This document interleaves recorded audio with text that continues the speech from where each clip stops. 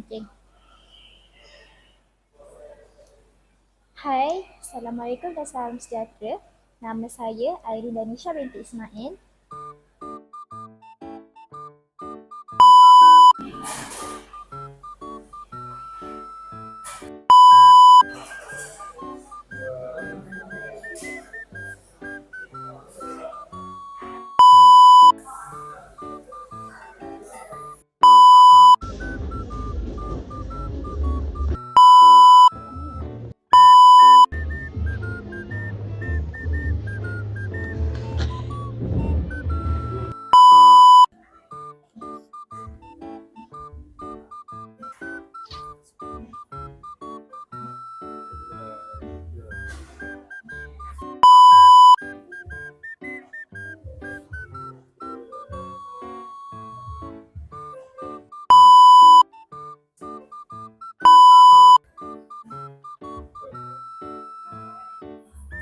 Semasa proses menyediakan bahan bantu mengajar, saya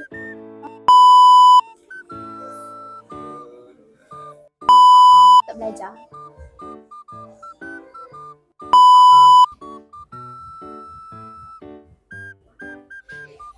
Sebagai site induksi, saya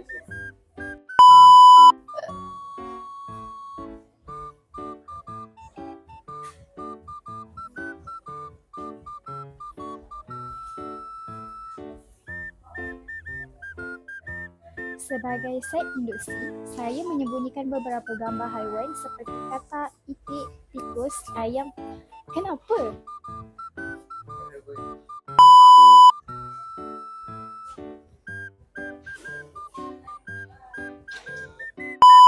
Kita menyebut semula dia terpadam.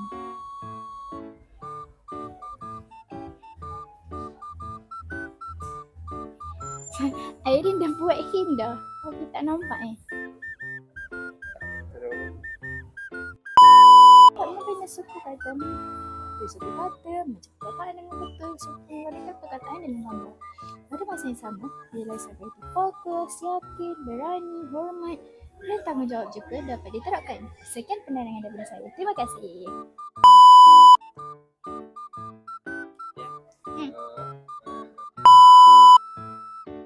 Dah lupa.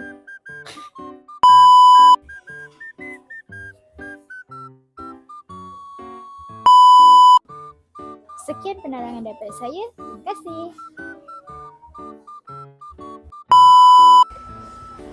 Okay guys, sekarang ni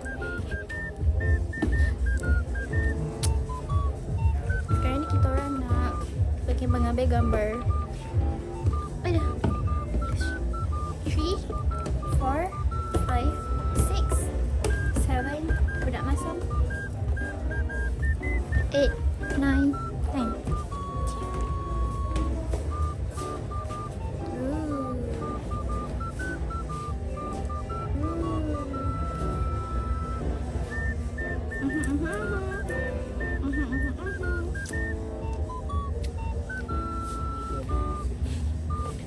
Abi tolong tutupkan Abi, tolong tutupkan.